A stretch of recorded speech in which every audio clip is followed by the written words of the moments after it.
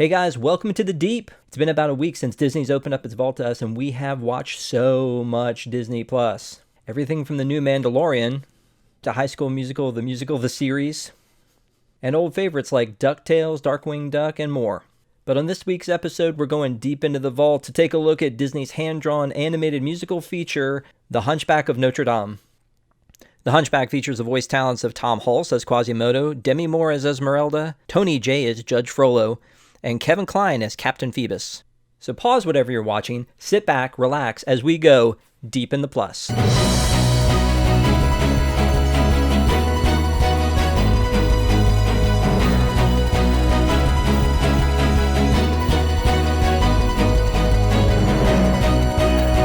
This week we're talking about The Hunchback. Before we get started, I have two pronunciation questions for you. So the first one is Notre Dame or Notre Dame? The correct pronunciation in French is Notre Dame. Okay.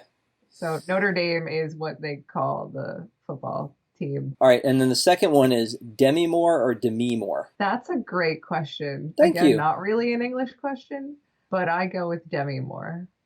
Yeah, so I think it should be like demigod, but I think Right. she says demi, but maybe, I don't know. I'm very confused. But I just feel like it's important to know that going in, because we're going to be talking about both those things, right? When I watched the movie, I just wanted to say, like, one of the first things that I noticed was it was a lot darker a movie than I remember it being versus like Aladdin and Beauty and the Beast and Little Mermaid. Did you remember like it the same way or not? So I feel like we could spend a really long time talking about A, how dark this movie is, and B, how different it is from like every other Disney animated film of this time period. When you compare it to Mermaid, or you compare it to Lion King or Beauty and the Beast or any Pocahontas, any of the movies that came around it, this is so much darker. And so I sat down and watched it first, and then I went back and did some research on the movie after the fact. I wanted to watch it first and then not have any of the reading I did about it color what I thought of the film. And so many things I read actually referred to this as the darkest Disney animated film ever made. And when you look at it, I mean, there's infanticide, there's genocide, there's sin, there's just so much dark, bad, like the worst sides of society being shown in this film. And I really didn't remember it this way. I mean, I saw this in the theater when it came out because all the Disney movies that came out at the time were so great. And, you're coming off of, the four big, huge Disney animated classics that everybody still loves today. And then you're coming into like this film and you're just like, whoa, I wanted some happy, fun Little Mermaid. There's no happy, fun moments in this. There's no Under the Sea. There's no, Timon and Pumbaa in this movie to like lighten up so much of the darkness that's going on. Now you say that it was again around the same time as all those other movies. It had a lot of those elements, though. You would think that it would have, like, the sum total would have been something along the same lines. It had the music of Alan Menken, had Frank Welker as the sidekick. I just noticed a lot of things that paralleled other movies. The whole opening and how he is narrating the same way that the merchant narrates in the beginning of Aladdin, and like, hey, here's the story, let me take you back. I mean, it had the big soundtrack, it had the star voices. It felt like it should have been in the same vein, but it's rated G. And Disney Plus says it's rated G, but be careful, there's smoking in it, which is like, that is such the least of my problems with this movie. If I was showing a little kid this movie, that's not what I'm worried about, is that the goat is smoking. So but again, I mean, it's not even a human smoking; it's a goat smoking. Right? Exactly. But again, it had just so many things in it that are matched up with Aladdin, with Beauty, with Mermaid, that it feels like it should have been similar. But yet at the same time, I still love this movie. I mean, it is really dark, but I still love this movie. And you would think Black Cauldron might have been a darker movie, and I believe Black Cauldron was rated PG. And this one still comes out of the gate with a G. I don't get that at all. I totally agree. I don't understand why it's rated G. The other thing, speaking of how it's so much like some of those other films in some ways, Belle actually shows up in this film. Oh, I know. There's like this quick little scene with Belle during Out There that, most people miss. There's also another, speaking of nods to other films, there's a really fun nod to Wizard of Oz, of all things, where Laverne, the older female gargoyle, is like calling down the birds to go after the baddies towards the end, and there's a very like clear Wizard of Oz reference. Fly, my pretties, fly, fly!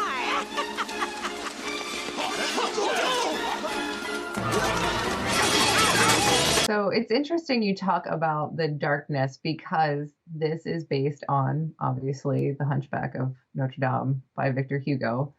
And if you look at that book, obviously I didn't sit down and read 1,000 pages before we recorded this, but if you look at the plot of that book, it's so much darker. I mean, the especially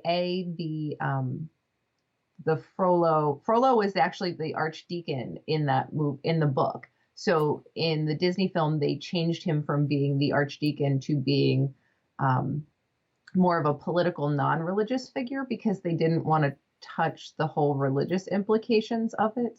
And also, I think while it was disturbing enough that he was burning all the gypsies, or trying to, I think it would have been even more disturbing had that been a religious figure trying to do that, and a religious figure lusting after a gypsy woman and like burning half of Paris because of it. But that aspect of the storyline was much stronger in the novel. And in the novel, everybody dies at the end. So, I mean, in some ways, while this is a really dark movie, it's based on something that is far, far darker. And so Disney really lightened it up a lot to get us to an animated film that was, supposedly anyway, fit for families. So let's talk about that again. So the darkness part of it. Do you think? I mean, this movie actually did pretty well at the box office. Part of me was thinking that it wasn't. Like I remembered it not doing that well, but it did pretty well at the box office. Interestingly, though, it had a much higher budget. The budget for this movie was 100 million, and when you compare that against, I think Lion King was like 40. So Mermaid was definitely 40. They spent so much more on this movie than they did any other of the movies that came before. But yeah, it didn't do that much. It did better at the box office than Mermaid, I think, worldwide. But I think the reason we look at it as not having been a success is not because of the box office, but just because its longevity, it didn't have a longevity the way that Mermaid or Beauty and the Beast or Aladdin or Lion King did, where we still talk about and never really stopped talking about those movies. Everybody stopped talking about Hunchback. Do you think any of that has to do with, I mean, Disney obviously decides when to push the buttons on that stuff and when to make an attraction or to re-release it or, celebrate an anniversary? Do you think it's just because it was so dark that they don't want to celebrate this movie and therefore we don't think about it as much because they don't talk about it as much? I mean, when you go into find stuff in Disney Plus, this one's not going to be the first one that jumps out at you. You're going to have to dig a little bit to find this one. Mm-hmm. Absolutely.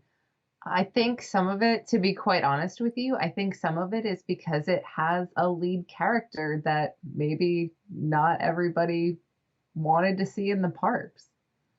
I mean, quite honestly, you've got a hunchback as a lead character, and how is that going to play amongst crowds? And I think that's what Disney was thinking. I don't think they overlooked this movie for more presence in the parks because it wasn't a success. I think they did it because they didn't feel like it was gonna, between that and the darkness of the overall storyline, I think they didn't think it was gonna play well. I mean, that was at a point in time where things like Mr. Toad were kind of on the outs. So did you ever see the stage show at Hollywood Studios?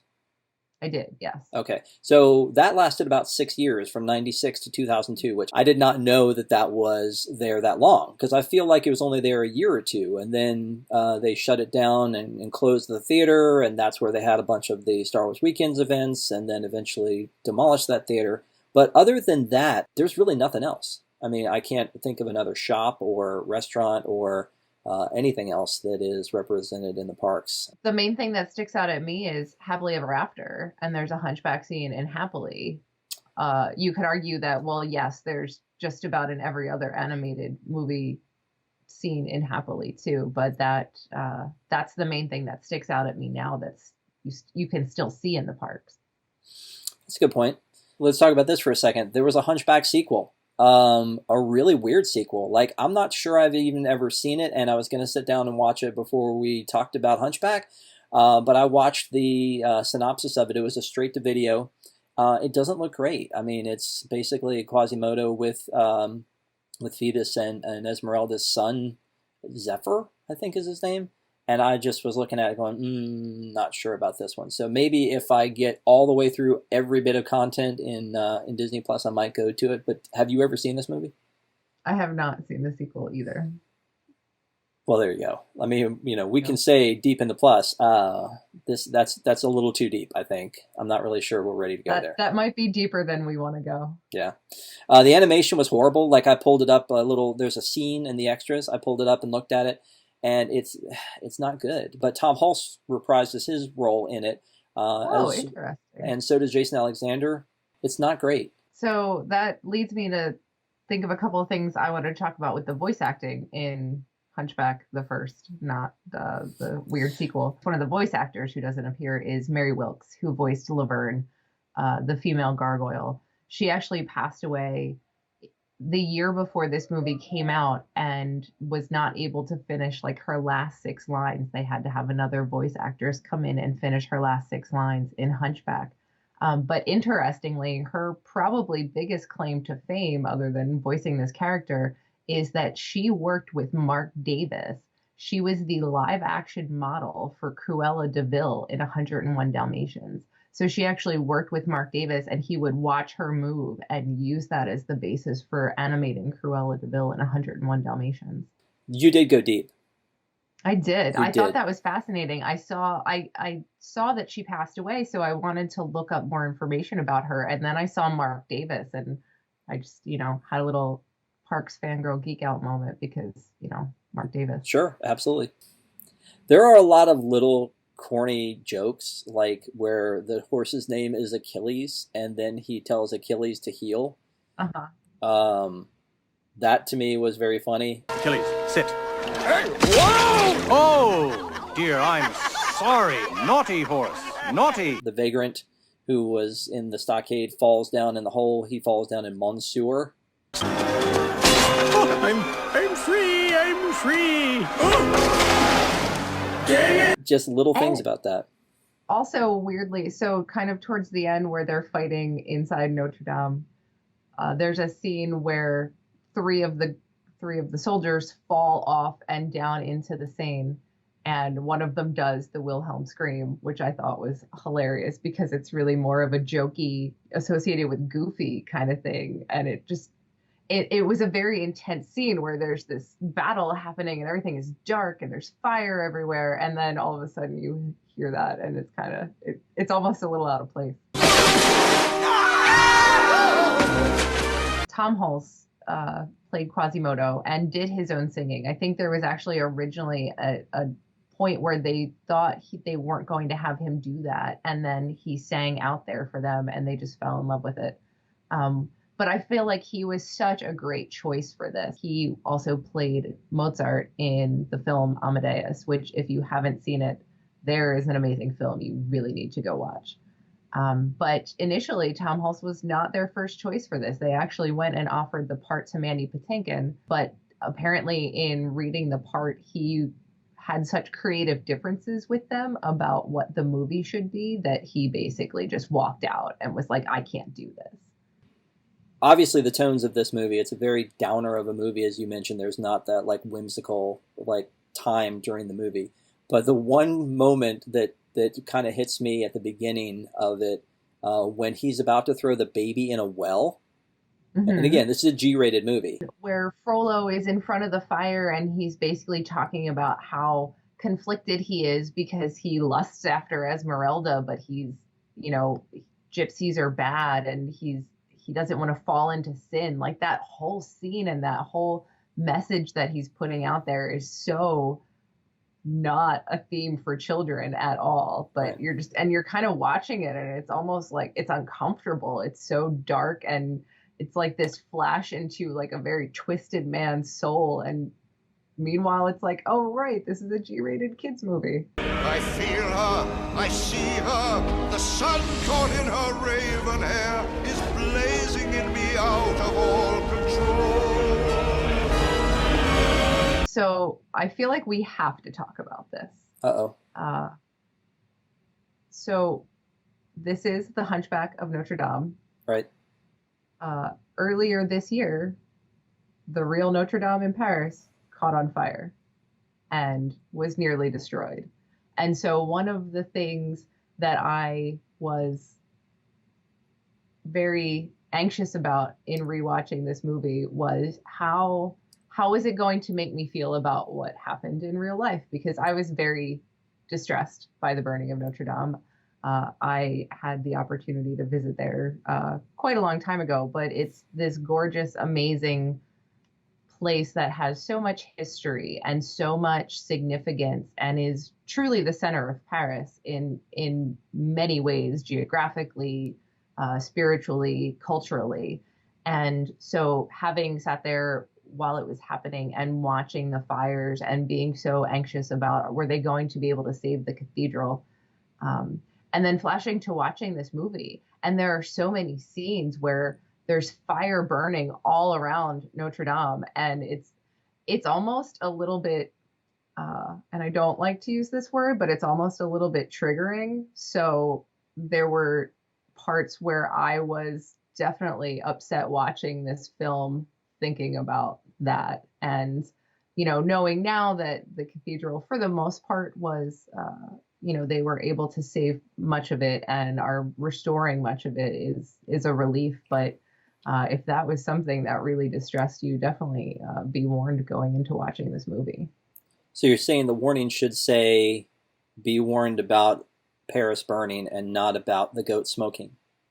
Correct. Okay, cool. That is far more of a distressing element to this film than a pipe in a goat's mouth. The animation style of this movie was a lot more sort of realistic than older or some of the other movies of the time. Yes. So the other thing that's weird about that, though, is there are some of the crowd scenes were actually done with CGI. So, and I actually did a little bit of digging on this too. They created 6 different characters, 3 men and 3 women, with 3 different body types. And so in the crowd scenes, and you see this, I think, during the Festival of Fools, and then you see it again at the end where they've got Esmerelda tied up on the stockade and about to burn her. Like they literally set her on fire. Again, speaking of the darkness.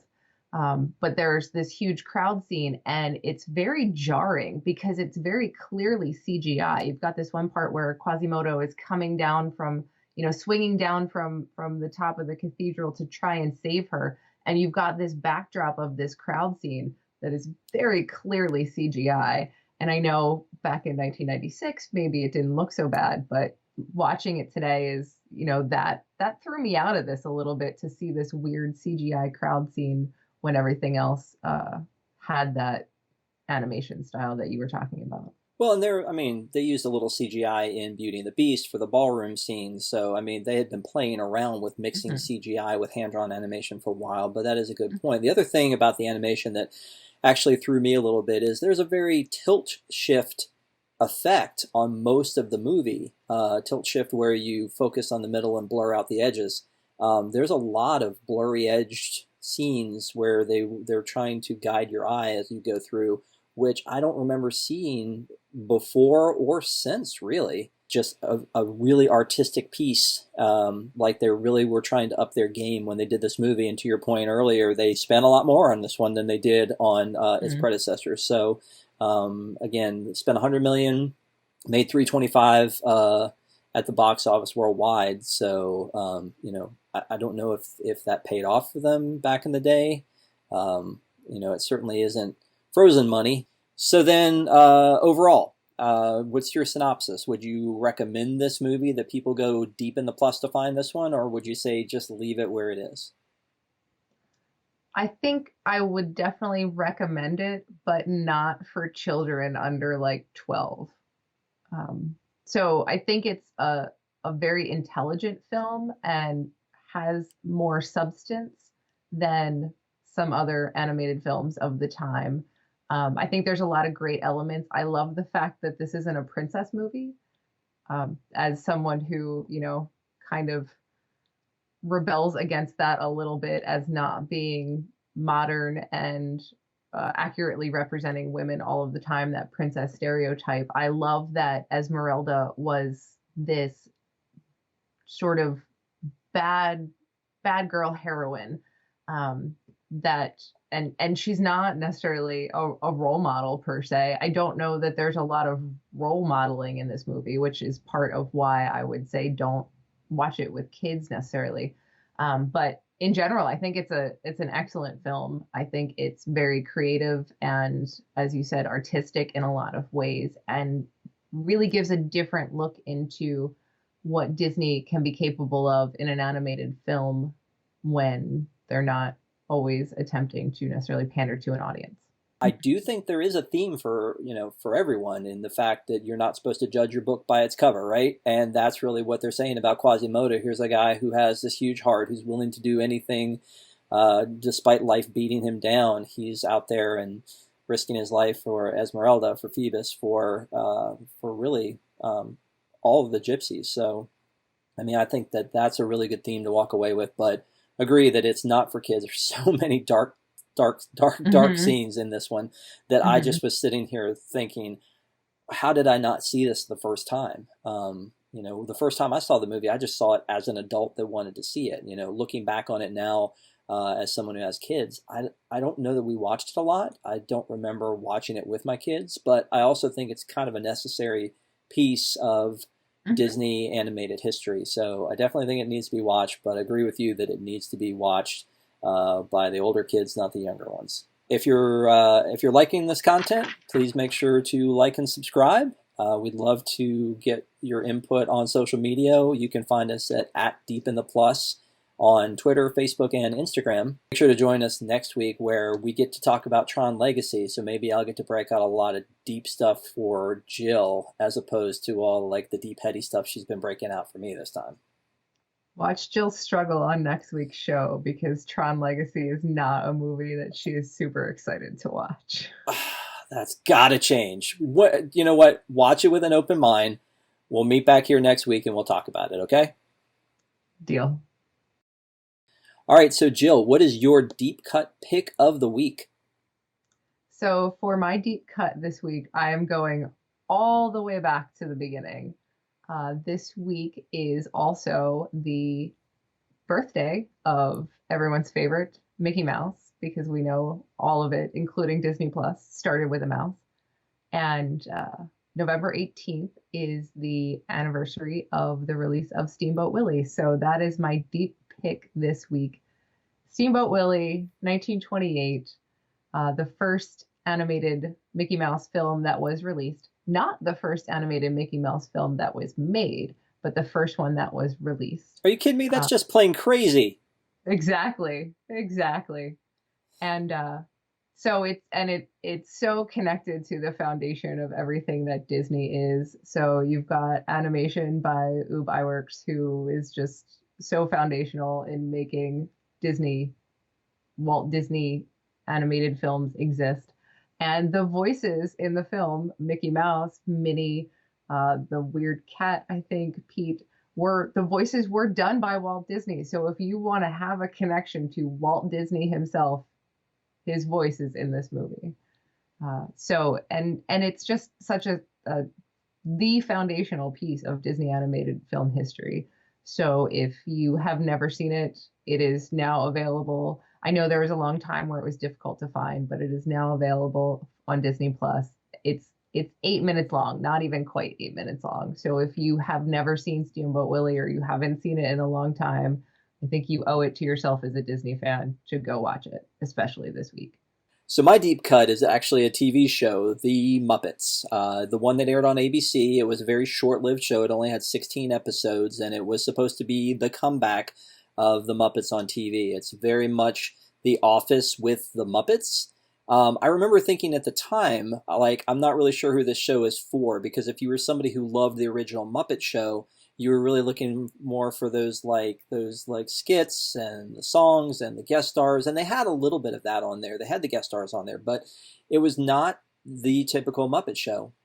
And then if you were the kind of person that liked a half-hour sitcom like The Office, that was not really for you either, because you're watching The Office with puppets. So it was, at the time, I thought it was a very strange choice, and obviously so did most people, because it didn't make it long. So I feel like the Muppets have been kind of given a bad rap over the years. So I went back and watched this series, mostly because I was looking for The Muppets Tonight, which you can't find anywhere. I love that series. It was, again, a very short-lived series for ABC. And it had the introduction of some of the newer characters like Pepe and Bobo. And it was really cool, and I liked it, and it had Prince on it too, which hit me in all the right places. So I was very sad that wasn't on here. I'm sure there's a reason that they don't have the rights to it or something like that. I would love to see that at some point. So I went looking for Muppets, watched The Muppets, and was actually pleasantly surprised. I was very... I enjoyed the musical guests. You have Imagine Dragons show up on there, and Josh Groban. I liked some of the bits they did, the arc of them starting with Piggy and Kermit breaking up, and then how that progresses through there, and the problems that come up because of it. So I actually enjoyed going back and watching it again. It's very short, again, only 16 episodes, all half hour. So in Disney Plus time, that's around 21 to 26 minutes an episode. Definitely something I would recommend, that even if you're not a huge Muppet fan, that you go back and watch it, because there are some pretty funny parts in it, some really cool guest stars, and I definitely think you'd enjoy it. If you like what you're watching, make sure you like and subscribe. You can also find us on social at Deep in the Plus on Instagram, Twitter, and Facebook. And if you're a Disney Parks fan, don't forget to catch me and Rob on Park Center Wednesday nights at 9 p.m. on wdwnt.com.